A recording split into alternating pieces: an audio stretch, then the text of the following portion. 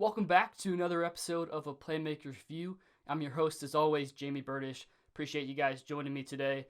On this episode, we are going to be covering the Last Dance documentary. If you guys don't know what that is or haven't seen it yet, it is a 10-hour documentary on the life of Michael Jordan, who has had a tremendous impact on the sports world. So my friends and I are going to kind of break down the documentary as a whole, what we learned, what we really appreciated about, the documentary and Michael Jordan as a whole. Everyone wanted to be like Mike. At some point in their life, Michael Jordan has really had such an impact. He's known as the GOAT, and I feel like this was the right thing to do because it's time to sit down and appreciate what he's done for the game. So that's pretty much it. Like I always say, guys, feel free to reach out to me or my guests with some comments on and your thoughts on the documentary. Millions of people have seen this documentary, so I know that there's all different kinds of opinions out there, whether you like MJ or not. I know there's a lot of NBA players who didn't like him, he didn't get along with, but we're going to get into that kind of stuff. And like I said, I hope you guys enjoy this one. So here we go. All right, so we're just going to kind of start off with some things that we learned from the documentary. Spencer, you can go ahead and take it away with, something that you learned. Yeah, just to start, I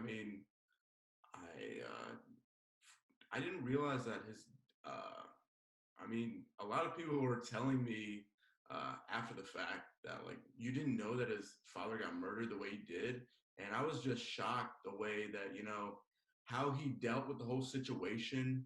Uh, First with his, he was really being the rock of his family in such a hardship time that everyone needed on him and they leaned on him. I just didn't realize how hard it was for him just to go through that. Yeah, I didn't even realize. I didn't even know, like you said, I didn't know his dad passed away.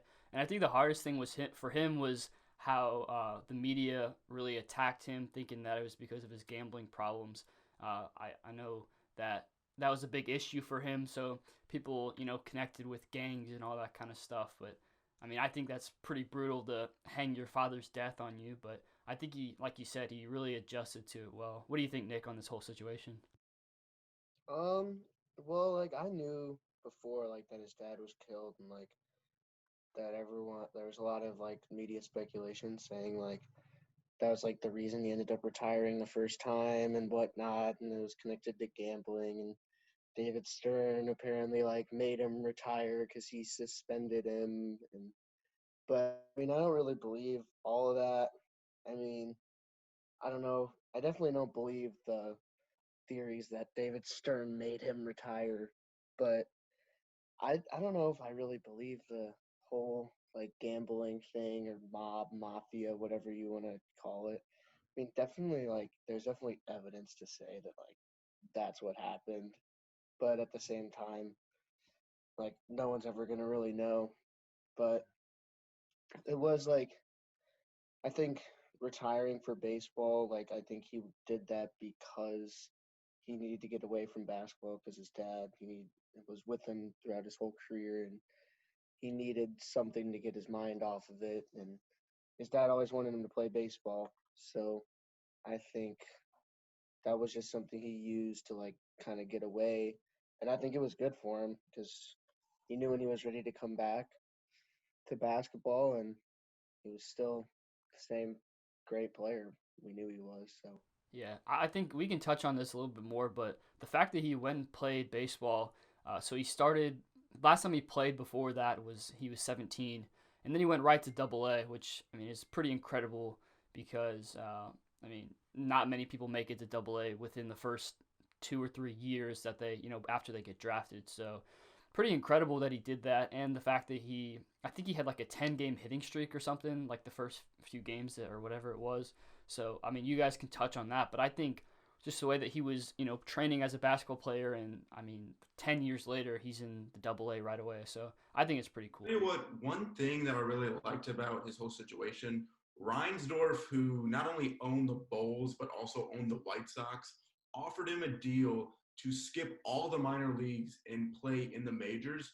But Michael said no because he wanted to be like everyone else. He didn't want to be over anyone who had worked so hard, trained their whole life to be, work their way up through the minors and into the majors. Mhm. But I really like, that just shows the type of person that he is, and he does not take anything for granted, and he wants to be treated like just one of the guys too. Well, also, he barely hit 200 in Double A, and he wouldn't have been in Double A, but there's like obviously so much media, like the Double A, like all the like levels below Double A, like didn't have enough like space for all the media that Yeah, was no, that's there and actually everything. true. Like they put him in there because they like it was better for the media because I forgot what they were saying, but basically like it was suit for or like the technology that they had was like perfect in Double A, so they couldn't put him anywhere else. There was a lot of factors that went into it, but I mean, I still think that for not playing in 10 years, he did pretty well. Like, Oh yeah. there's no doubt Oh that yeah. like people would struggle doing that. I mean, you're facing 90 miles an hour, and probably when he was 17, he was seeing 75, 80. So, I mean, it's pretty impressive. Another cool thing that I thought about, his manager in Double A with Birmingham was Terry Francona, who manager the Indians now, and Yeah. just to see you see guys who are now working their way up and are major league managers, so you can see the progress throughout his time down in the minors, and then to the present day of where everyone else around him is. Yeah, for sure. I think I think like how like it was like so impressive that he did like good in baseball is like another thing that I like, took away from it was like how he just always had like passion to be good at whatever he did, like whether it was basketball or baseball or anything that he's doing like now even. Yeah, And he was super competitive in everything he did.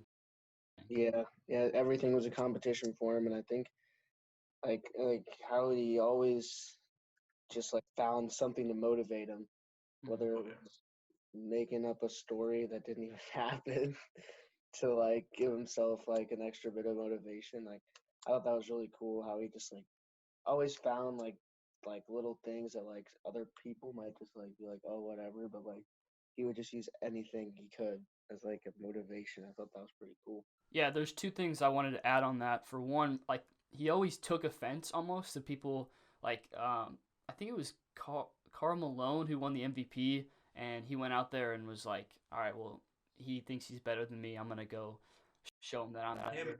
and Malone and Barkley. Yeah, so he always wanted the He was like, extra yeah, edge. man, I don't think he was. Yeah, It's like, yeah, I don't think he was undeserving of it, but that's okay. You want to give him that? I'm gonna take this road. exactly. That's just how he was.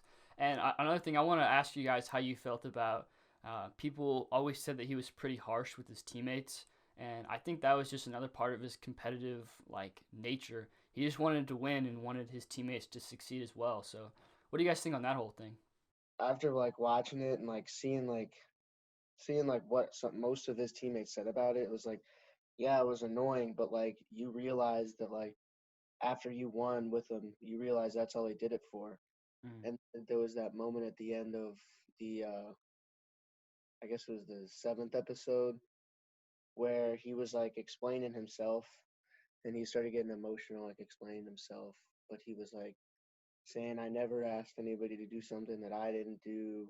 And like, it's like, that's just the way that I wanted to play.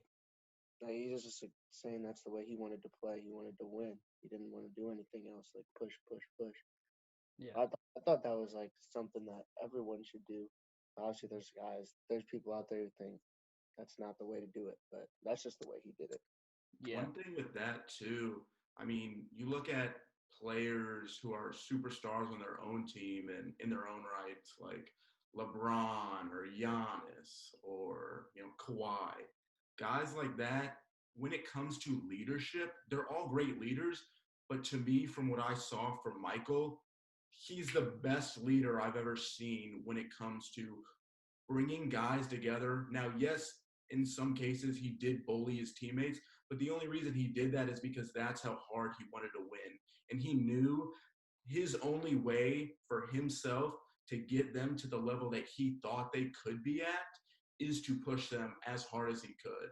And I just thought, there's, I'm not saying that it's not a good thing. It's just not as accepted in today's game. It's more the NBA is more of a lighter side. When you look at the hard fouls that the bad boys Pistons team had against them versus little sloppy and scrawny flops like James Harden has today, it's so different in the game, and that's why Jordan pushed his team to the caliber that he needed to because they knew that every single team was coming at them and Yeah. they wanted to fight with them every single time they played the game. And I just thought, that was one of the better things about why he's one of the greatest leaders in all sports. Yeah, something that you touched on is the toughness. I want to move on to Michael Jordan's teammates, which I learned a lot about. Scottie Pippen, Rodman, and Steve Kerr. First of all, before I started watching, I didn't even know Steve Kerr was a part of the Bulls. So that, as a whole, was new to me. And I think there was the moment in one of the final episodes where Michael said, you're going to get the ball, and those type of things where we're talking about how he pushed his teammates and also had confidence in him. But I think that Steve Kerr had a sneaky good career. I don't know what you guys think about that, but I mean, he won I think it was 5 or 6 NBA Finals championships, and he was just a sharpshooter, kind of like Ray Allen. But I mean, I think that I didn't know that about him, and he was an outstanding talent. Yeah, he was just like the definition of like a guy who like knew his role and just like mastered it. Like he knew he probably wasn't gonna be like the guy who's gonna play like 30 minutes a game. Like he knew like I may play like only 15, 20 minutes a game and I'm only gonna shoot the ball 4 times. So like those 4 shots better be good shots. I better make them. I better make the most of my time on the court. And I mean he did at that big shot and but Michael trusted him, which is that's what like all his teammates said. You needed to do something to make him trust you, or Yeah. get him to trust you. And by pushing him, that's what he was trying to get. He was trying to gain trust from them. But yeah, like Steve Kerr, like he won 4 championships in a row. Like after the third championship with the Bulls, he went to the Spurs the next year and they Absolutely. won. Yeah, with They won four in a Duncan. row, and then he might have won another one in his playing career, but he's already won two with the Warriors, Yeah. and he's probably gonna win more with the war, at least one more with the Warriors. I tell you what, one thing that's interesting about that, I mean, Kerr he was a good player, just the definition of a good role player while he was playing the game. But now transitioning over to coaching, I mean, he has some of the best players. He's coached some of the best players in NBA history. I mean, Curry, arguably the best point guard in NBA history, with sharpshooting. I know not a lot of people agree that, but he's when he plays, he's amazing. Sharpshooter Clay Thompson, Kevin Durant with the little stint there. I mean, his experiences with Michael and the Bulls around him, and as well as even Tim Duncan when he played for the Spurs, has taught him so much to make him a great coach in today's game.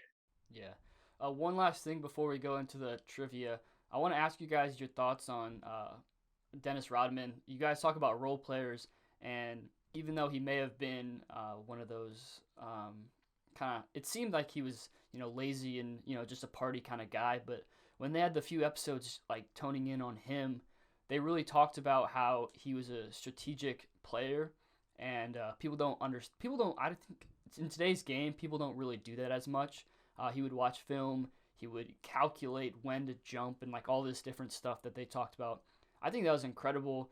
Obviously, he had his troubles, with partying, and he left to be in the WWE. Like you don't see that nowadays, but I mean, I think that he was also one of those role players that Jordan had on his team, and that's why they were so successful too. Like they needed Rodman to be successful, in my opinion. Oh yeah, 100%. Like I I loved Rod. I loved the parts about Rodman. I like the whole thing because I mean I always like obviously everyone knew like Rodman was like a character, but like I just didn't know like all these things. Like when he asked for like a 2-day break and he never came back. And one of the best stories was when MJ had to fly to Vegas and like pull him out of the hotel room and bring him back. Like Yeah. I thought that was so funny, but like that was funny how like at the beginning how then he was when he was on the Pistons and he was one of those guys like trying to beat out Michael Jordan. How all the guys tried to do like that was some team strategies just beat him up and then he was then on the team with him Mm. and how Michael brought him in and knew that he was a good player, extremely important. They wouldn't Michael like even said it, like they wouldn't have won without him. So I just think the whole like narrative of Rodman's like funny and cool, but Yeah. For he sure. is definitely very important to that team. Extremely important. I mean, I tell you what, with Rodman, the amount of rebounds versus like shots that he had, I saw a stat. I think it was he had 20 some odd rebounds and 0 points 0 point, in a yeah. game. Really? Wow. And I mean, he just knows everyone knew he was not a shooter. He was out there to ground and pound, play defense, and get rebounds. And, if it was off the rim, he would put it back in with either a jam or easy lay in. And, the side that we saw, I mean, I knew Dennis Rodman was crazy. I mean, all you got to do is just look at his hair. I mean, He's all a his character. nose ring. He's not the typical NBA player, but the way he played the game without them, like without Rodman, the Bulls would have not won all those championships. All right, so let's take a little quick trivia, playmakers trivia break here. Nick, I'll start off with you. In Jordan's first year at UNC, how many points did he average? I'll give you three options: 20.1, 16.5, or 13.4. Um, I mean, I remember at one point there was a thing with Roy Williams, who was like an assistant coach when Michael was at UNC, and he was talking about how like his first year he kind of struggled, but then after that he kind of took off. Mm, So I think I'm gonna go with 13.4. that is correct. Yeah, 13.4, and he was also named ACC Freshman of the Year that year. So pretty successful first year of college. All right, Spencer. I know you know the answer of this one because you mentioned it earlier. But what minor league baseball team did Michael Jordan play for? Uh, Birmingham Barons, the Double A affiliate for the Chicago White Sox. Yep. All right, Nick. In 1984, what pick was Jordan in the draft? And if you know who came before him? Uh, I know he was third. Yep. Number one was Hakeem to Rockets, and then number two, I forget who number two was. Number I two think was. Go ahead, Spencer. What was it? it was the Blazers, right? Well, do you know who chose Wasn't that? it Sam Doherty? It was Sam Bowie, I think. That is. Oh, Oh yeah, yeah, oh, Okay. and then yeah. Um, if you guys were watching closely enough, who coached before Phil Jackson, and for how many years? it was Doug Collins. Yep. Yeah, and he was there. One or Was it? two? I think it was. He was there when they beat the when he won his first playoff series against the Cavs. Yeah. I So think he it was was. only there for 2 seasons, maybe three. Well, it was 86 to 89, so I think it was would have Three. been three. Yeah. And he had a record of 137 and 109, so not too bad. All right, last one. Either of you can take it. In 1997 to 1998, where did Scottie Pippen rank among the highest paid of the Bulls, pay grade? They just saw a graph. Wasn't it? It was either six or seven. Yeah, it was sixth. Rodman, Michael Jordan, all those people were before him. So they talked about, I think in an episode, they talked about how it was pretty controversial. He almost left the Bulls because of it. So Yeah, and I pretty mean, big I deal. honestly kind of think like like they at the beginning of that they showed a lot about how like Scotty was like upset about how he wasn't getting as much money, and like I agree, definitely wasn't getting the amount of money he deserved.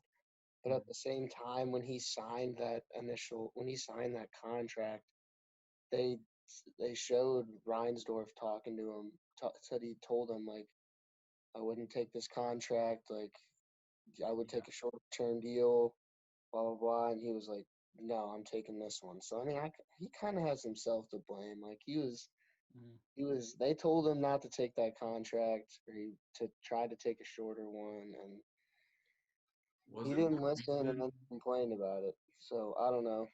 wasn't the reason he took that contract though because he needed money ASAP to help for his brother and dad who Yeah, were I both. think he needed money ASAP for something else. For like maybe it was his mom or something. Which like I respect that 100%, but Yeah. like In the long term, like it didn't that work yeah, out. Mhm. that that was his Yeah. own mistake, honestly. All right. The next topic I want to discuss is they said something in the documentary which I thought was pretty cool. They said that Michael Jordan played in the era of like no social media. We have Twitter, Facebook, Instagram, all that stuff now, and we can, the media plays a big role in all that. And they talked about how he was still known worldwide and people wanted to be like Mike. What are you guys' thoughts on that whole situation? How, despite his lack of social media, his impact was well known around the world, and that's pretty incredible in my eyes because it's not the easiest thing to be known across the country or across the world, if in that matters. So, what are you guys' thoughts on that whole situation?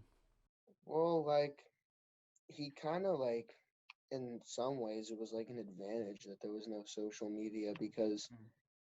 like now if you're trying to get big on social media, it's hard because everyone's trying to get big on social media, but like obviously even today like he'd be big on social media, but once like everyone like got it like attached to him, there was really no one else really that they could really attach onto. So he just kind of like took control of it like right away. So I think that like helped him a lot, and the fact that there wasn't social media, but at the same time it was like unprecedented that one person was just taking over everything. But I mean, yeah, I guess social media like it obviously would have helped him, but at the same time it might have helped him that there wasn't any. Yeah, I agree with that because I think that, like I said, social media does so much negative also with the media and all that, putting out stories that aren't real and all that kind of stuff. So, in my opinion, I think it definitely helped him. The next Yeah. thing I kind of wanted to talk about is if you guys, I know people always debate about like LeBron and MJ. We talked about this, Spencer. But do you guys think that there will ever be someone like Michael Jordan, or is he, a one in our, ever? Is he going to be, MJ the goat forever? Well, I mean, when you look at, I mean, nowadays when you hear a, it's almost absolutely positive that you're going to hear somebody say LeBron James right after. You know, Yeah. I mean, I said this last. Time, I just don't understand why people compare them. I mean, like you as two great players in their own right, just appreciate them for what they've done for, I mean, everything when it comes to basketball in the US, even third world countries. Like, I mean, he, both guys have done so much for the game, whether, it's Jordan and the Bulls after they won their title, they went to Barcelona, I think it was. And, they played the Spain national team or something. Hmm. Or, LeBron when he went back to Akron and built that great charter school for kids in need who weren't being able to go to school. Those guys have done so much for everyone and everything around the world. I just don't think that we should be, you know, saying who's better, who's has the edge over one another. Just appreciate them for who they are and what they've done. Yeah, I completely agree. Another thing I wanted to touch on was, MJ could have had an even better career and some people have been talking about how he ended his career too soon. The Bulls should have stayed together. I think that's kind of how the whole episode or whole documentary ended. Is what if? So I wanted maybe Nick, you can touch on this about if the Bulls were together for 2 or 3 more years, what do you think we could have seen? Do you think we could have had 7 or 8 more championships, or could we have seen Michael Jordan even climb higher into the ranks of what he was at? Yeah, I mean, I think even if he doesn't retire the first time, they'd probably win at least one of those years, probably both, Mm, because that was like right in the middle of his prime. yeah, So, like, I think you probably see him win two more. So that gives him eight in a row, which would be up there with the Celtics then. And then at the end, they said, like, Michael said, like, everyone probably would have been like down with running it back one more time, everyone taking 1 year deal. That the only one they would have had to convince was Scotty. yeah, But he said he was pretty sure that if everyone else did it and was ready to do it, then they would have gotten Scotty to come back for 1 more year and do it again. yeah, And if they would have beat him, I don't know, because I mean they were starting to get older at that point, like all of them. And um, I mean they probably would have. I mean, I don't know who ended up making. Well, they would have played the Spurs, I guess. So Spurs made the finals the next year. I mean, that was at the beginning of Tim Duncan. They had David Robinson.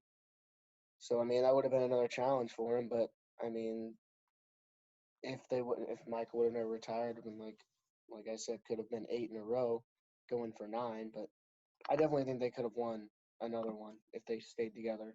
yeah. A lot of what ifs in the whole situation. It kind of sucks because, as sports fans, we wanted to see one more, of course. But to conclude things, I want you guys to give at least one more takeaway from the whole documentary and something that, we can all appreciate from it.